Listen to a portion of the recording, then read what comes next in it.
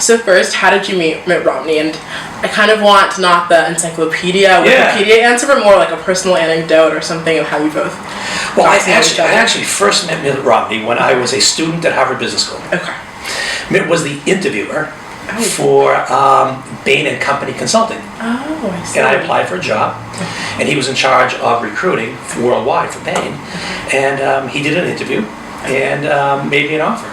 So that was how I first met Mitt Romney. Okay. We worked together in the consulting firm for several years, and then in 1984, a group of us that was working in the consulting firm split off from the consulting firm to form Bain Capital. Bain Capital. Okay. And that was led by Mitt, who was the founding partner, and myself and 5 other people left the consulting firm and formed something called Bain Capital. Okay. And Bain Capital is an investment company that we invest in both small and large businesses, hopefully try to help them grow, and we take outside investors' capital, and hopefully if we make the company successful and we can work with the teams to make them more profitable, then we can get a good return also. Okay. So what motivated you to split off from the company? I mean, you say like, well, I'm sure it was successful being in the consulting It was. side of the business, but It was, well, we were all pretty young. I think Mitt was 36, I was 27 at the time. Wow.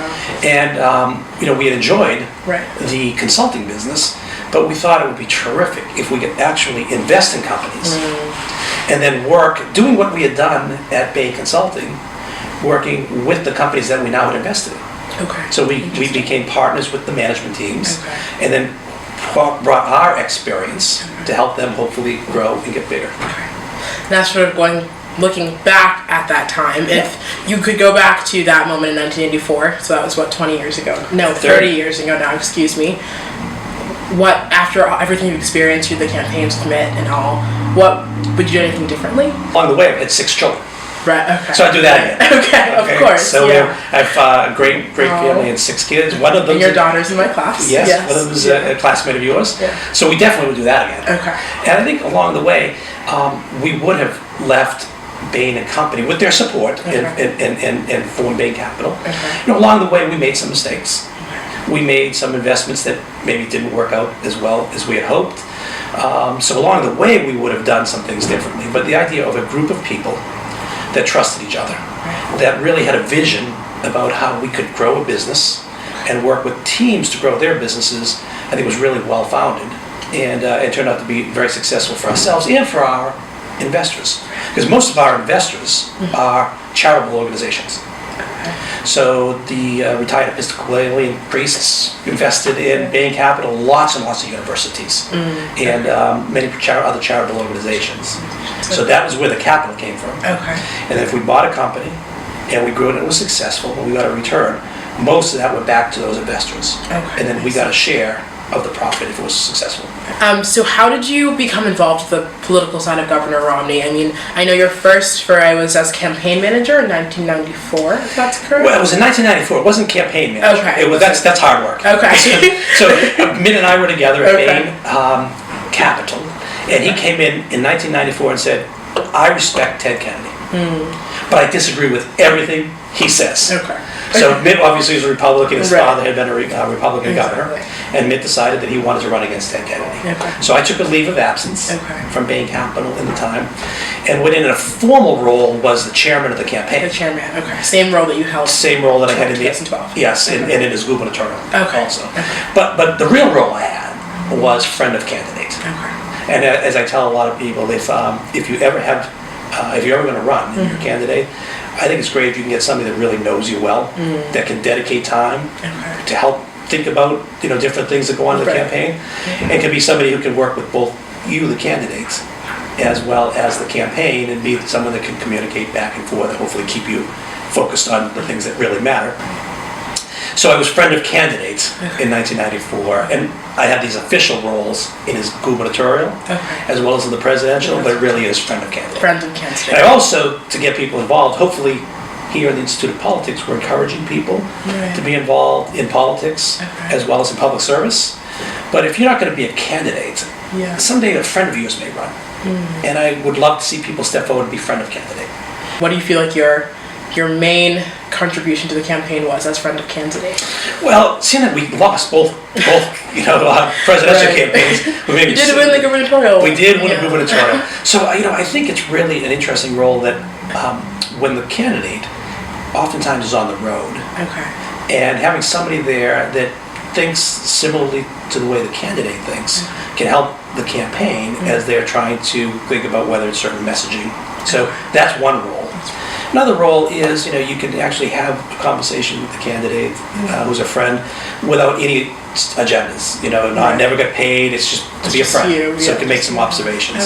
So I think that's it was a role I really cherished and honored, and really feel that was a great experience to be able to do that.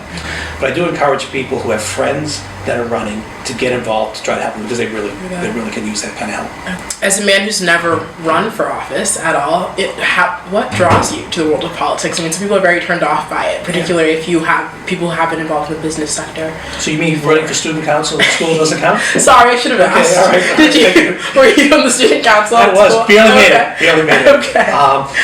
So I actually got involved because of Mitt. Oh, right. Okay. I really believe that this country's got tremendous opportunities and has tremendous challenges. So when Mitt decided he wanted to run, I thought I could help, and tried in the various roles that I played. But I really do believe somebody like Mitt, who has, I think, a tremendous background, because he not only has business, very successful business, he then went on to run the Olympics, which was a broken entity, and he took his best from his business world and applied the leadership characteristics to turn that around. And then he took that and then went on to be governor and was in the public sector. I believe people like that we should encourage to run. So I get involved because I think that this country, again, has great challenges and great opportunities, but people with that kind of background I like to encourage to get involved. Come serve, and then go back into the private sector. So that's why I get involved in trying to help Mitt, because I thought he was uniquely qualified for the gubernatorial. And then obviously for both presidentials. Do you envision yourself entering the world of politics in the future from this drawing on the student council days? I'd actually served my term in the student council. I went back to my private life. So that was my plan. Worked out beautifully. So no, the answer there. No plans, anything like that. If Mitt Romney were president today, what role would you have in the administration? That's interesting. So because this world is so complicated, the Congress has actually allocated money to the challenger in the presidential race to start a transition, even before they're elected, because it's so complicated. So we actually had an entire group of people focused on what Mitt would do if he had won. So we had a whole presidential nomination committees that were going in the background, and if Mitt had won, the curtain on the campaign would have gone down, and the curtain on the transition would have gone up, and it was led by Governor Levitt from Utah, and we were ready to land teams into the various agencies to do a set of due diligence, as well as learn what was there and identify great people, and try to speed up both the nomination and approval process. So we had candidates for all the various positions. I was just trying to help line those up. I had no particular role. You don't think you would have been in the White House today? When Mitt ran for governor, and he won, I ran his transition committee and helped him hire his cabinet and the senior people. I went from being friend of candidate to being friend of governor. So I didn't formally participate, but I was in informal advisor. And that probably would have been something I would have been interested in doing if he had been successful. Has there ever been a time when you felt, wow, maybe I could run for office, maybe I could be this person? I mean, you both sort of started from the same place at Harvard Business School, and then sort of branched off together to form Bain Capital. So first of all, the Wingman, Mitt labeled me his Wingman. So that's Mitt's. In his book, Turnaround, that's what he described me as, his wingman for all of the various things that we've done together. And part of me believes that if you have a young family, it's hard to run for political office, and I still have a young family, and my sole focus was to try to get Mitt elected. I think he would have been fabulous. Beth Myers told me this last semester that she believes that one of the reasons that Mitt Romney lost is because people never saw the real Mitt. Would you agree with that? So, yeah, I do. I think it's frustrating. Right. And so we just had a forum here Right. last week where we had the producer of the movie Mitt come and speak. And, what's frustrating to me is that, after 2 presidential campaigns and $1 billion of spending, I still have people come up and say, hey, I just saw the movie Mitt, and I didn't know that about him. Right. So it's I'm not. I would do the same thing. Yeah. So there's a part of me that's really frustrated by that. What are you most excited about this spring as an IOP fellow?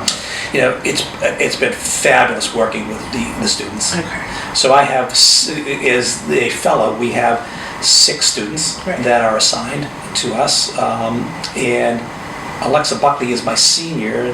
She's the head of the group. Right. She's fabulous, as are the other 5. So I really am energized by them, not just in the study groups, but outside on some of the things that they're doing. I've had 1 study group so far, and the interaction in the room is great. It's electric. And I think the study groups, for those who have never been to a study group, should know a couple of things. First of all, it's a misnomer. There's no studying. No, there's not. So we got to change the name because a study group, we're going to have a study. No studying. Okay? No. This is discussion. Discussion group. Right. So that's the first thing. The second thing is we either ourselves or we have guests come and talk about a topic, but then leave a lot of time for people and interactions. So we get great points of view from undergraduates, from graduate students, people in the community come in. So it's really electric in the room. And I'm, again, speaking about things in the campaign that fascinated me or frustrated me, but I'm trying to put on a business perspective and a private sector perspective. So I'm hoping people that leave will know a little bit more about campaigns and a little bit more about some of the business concepts that are out there and where they maybe make sense as the same and where they're different, where some things maybe could have been applied and weren't, and things that were applied and didn't work. So that's what our study groups are all about. Okay, nice. You're welcome to That's come a great hat there. Great. Yeah, exactly. 4 So o'clock on Tuesday. 4 o'clock on Tuesday. 4 o'clock on Tuesdays. So last question, what's next for Bob White after this term as IOP Fellow? What do you see yourself doing? That's a good question. I still do some investing. Okay. So I may continue to do some investing. Okay. But I don't know, I really, really enjoy this. Okay. So, but they said I gotta get out. So it won't be an IOP Fellow next semester. There are longer fellowships available. I'll have to look into that. Yeah, definitely. Well, that's all I have. Do you have anything else you'd like to share with us? Well, just congratulations to the Harvard women's hockey team who won the Ivy League title this weekend. And good luck in the playoffs. Congratulations. So thank you. Thank you so much. Come to the study groups. I will. Thanks. I'll be there for sure.